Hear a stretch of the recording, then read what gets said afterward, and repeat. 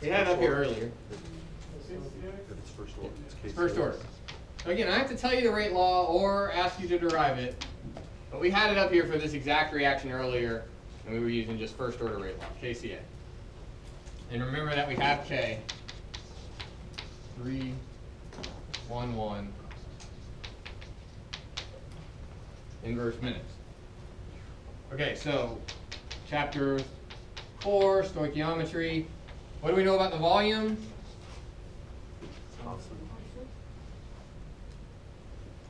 Liquid phase, so the volumetric flow rates are constant in a CSTR.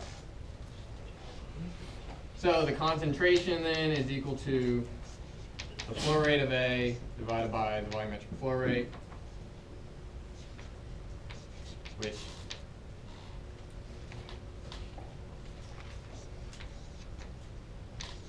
is just going to be the initial volumetric flow rate into the unit. So do I know that? Kinda. This is where the problem gets a little bit tricky because they don't describe the inlet flow rate in a convenient manner. So we'll try to do that over here. So let's find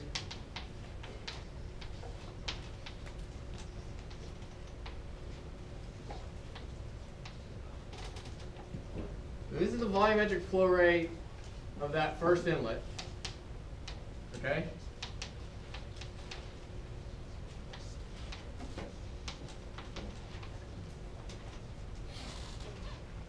The flow rate of OA, right, of that first inlet divided by, so this is just from rearranging this concentration equation that we've been using. Concentration is flow over volumetric flow rate, so volumetric flow rate is just flow divided by concentration.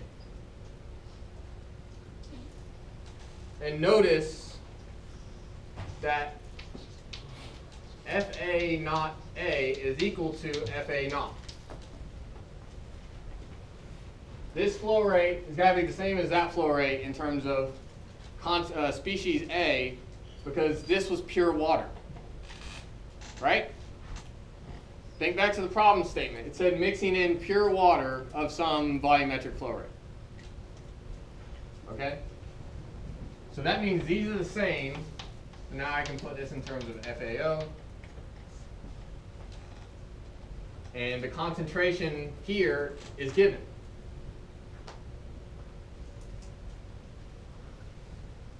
So I'll put in the numbers directly, and you get the number we just found, 7.67 pound moles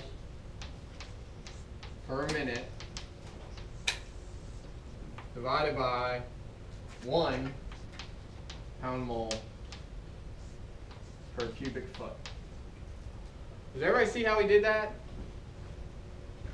All I'm doing is a material balance on that mixing point. So you guys have all had that class. You all aced it, so no problem. All right. So the units just rearrange, right, and we get that the volumetric flow rate of this stream A, little a, is equal to 7.67 cubic feet per minute. And what did the problem statement tell me about the volumetric flow rate of the other inlet stream? That they're equal. So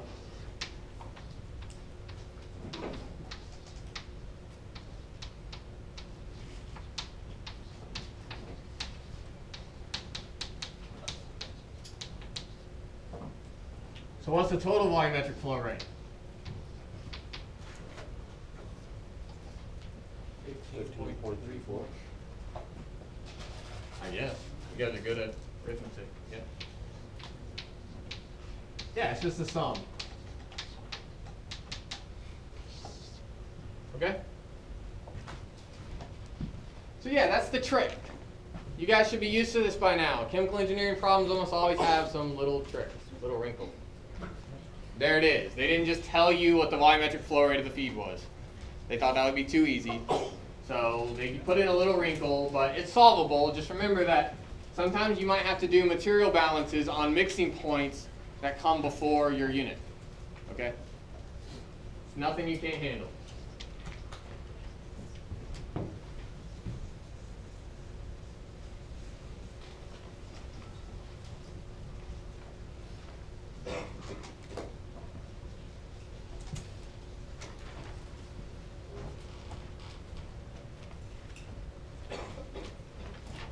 Alright, so V, I erased the equation that it came from, but we have an equation for V up here.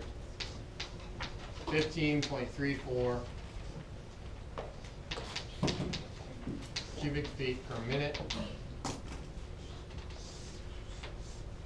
divided by 0.311 inverse minutes.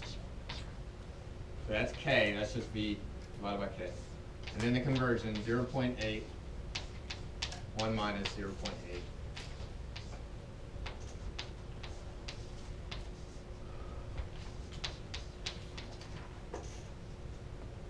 Okay, 197 cubic feet, which he also has here for the curious. It's about 1,500 gallons. Which, if you had a cylindrical tank, he also has one here, about 5 wide.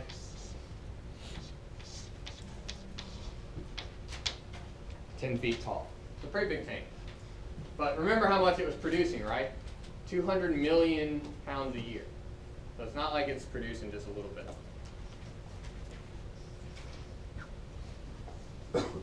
All right, any questions?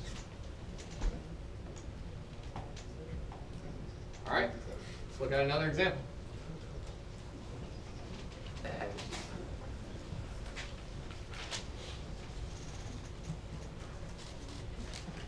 If I have two 800 gallon CSTRs, all right, so in another example, continuing this one. Two 800 gallon CSRs are available.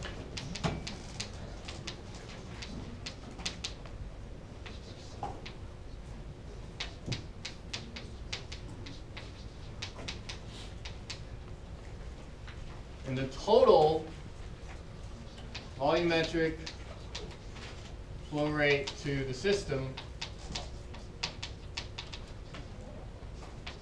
is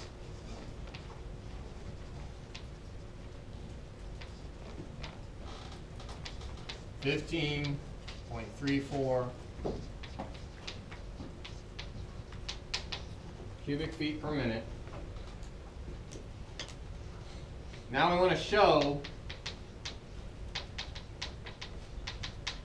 that a arrangement with the reactors in series yields a higher conversion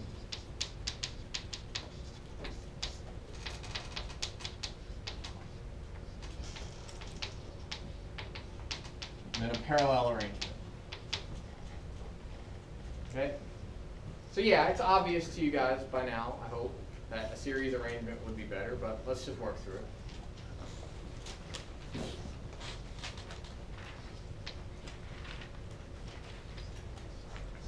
So there's my total volumetric flow rate going into the system, right? Now what do I do? If I'm drawing the parallel unit. Just split the stream. I have a splitter.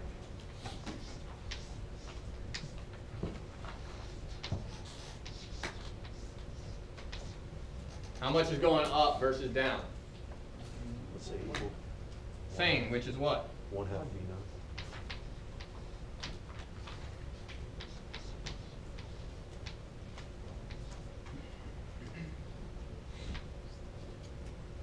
I have some volume here, right? And we know that that's 800. That's in the problem statement. And then we come out, and we are coming out at some conversion of X. Anything different about these two units that you've been told? No, right? So we can assume that they're operating at the same temperature, meaning that the rate constants are the same, meaning that we can write out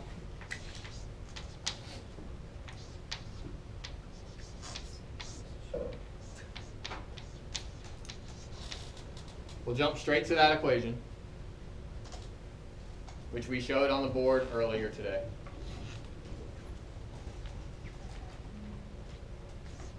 Do we know tau? Yes. Yeah. So what's tau? 800 divided by 1/2, 15.34. Yeah, first in terms of symbols, and then in terms of numbers. 800 gallons. Here is why it's so important to put in the units, right? Because what we have here is 1/2 times what? What are our units for V naught? Where the hell did it go? There it is. Per brick.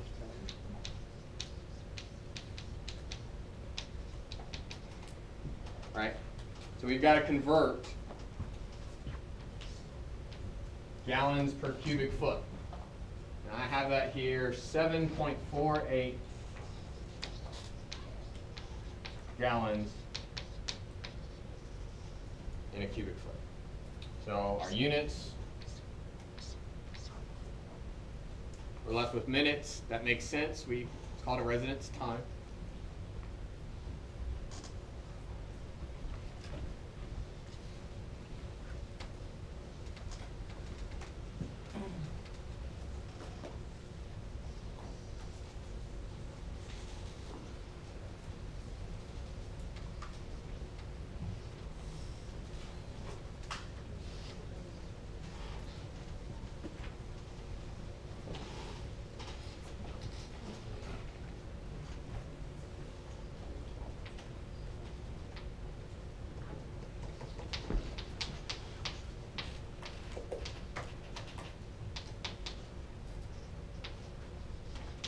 And what's K equal to?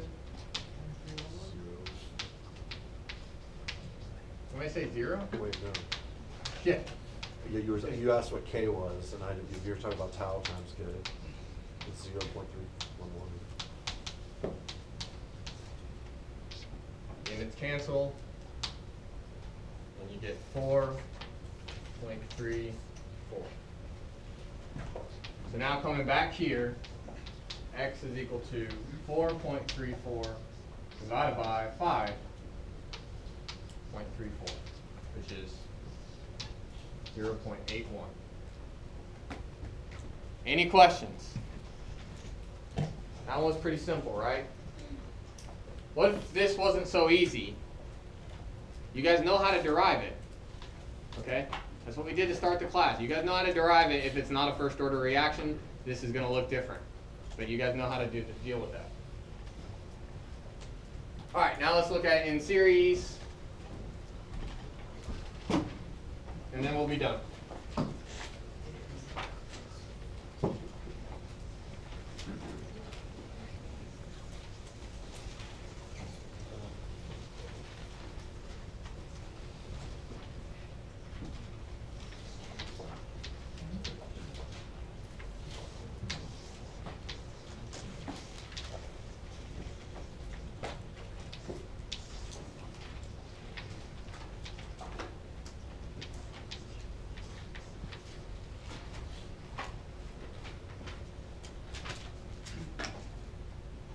So this first reactor, it's the same equation that we just used, right?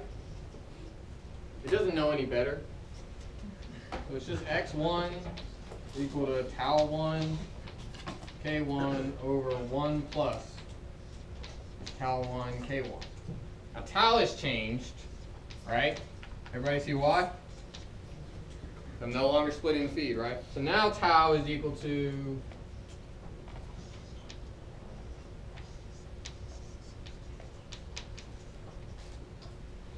6.97 minutes.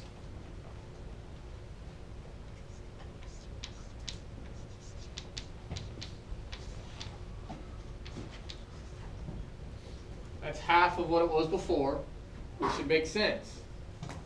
By double flow rate, residence time is half as much. And so tau times K is also half as much as what it was. It was 4.34. So coming back here, it's 2.17 divided by what? 3.17, which is 0.684.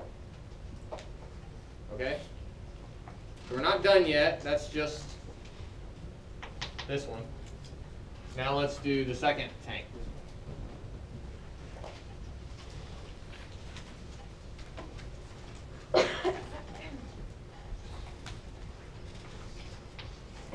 Going back to the mole balance, we get FAO times X2 minus X1 divided by the rate of consumption.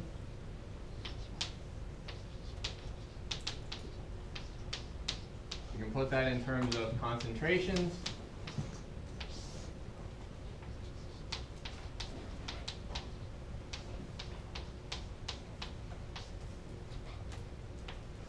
And then we can put it in terms of volumetric flow rates.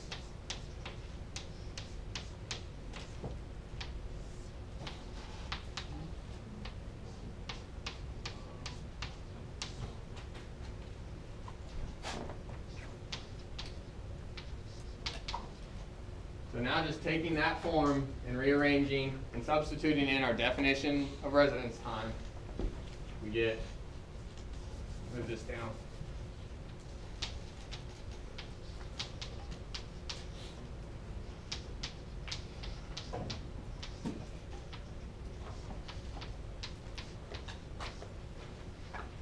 Okay, so I can rearrange that.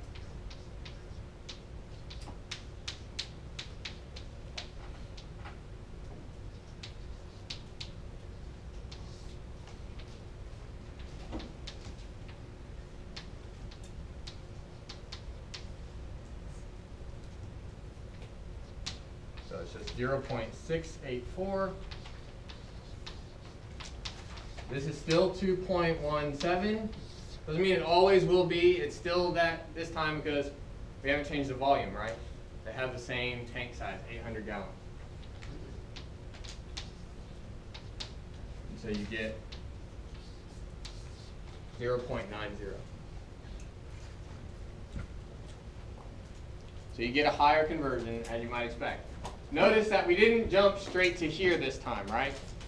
We didn't have that already conveniently derived on our notes. So we just had to go back to the material balance, put things in terms of concentrations, recognize that the volume is constant, and that makes this pretty trivial. And so, yeah. Could we use the equation you derived earlier to CSR series? Yeah, I was about to get to that. The last thing I'm going to put on the board is that this is the same as if I took x2. Remember we had an equation for xn, and that's equal to 1 minus 1 over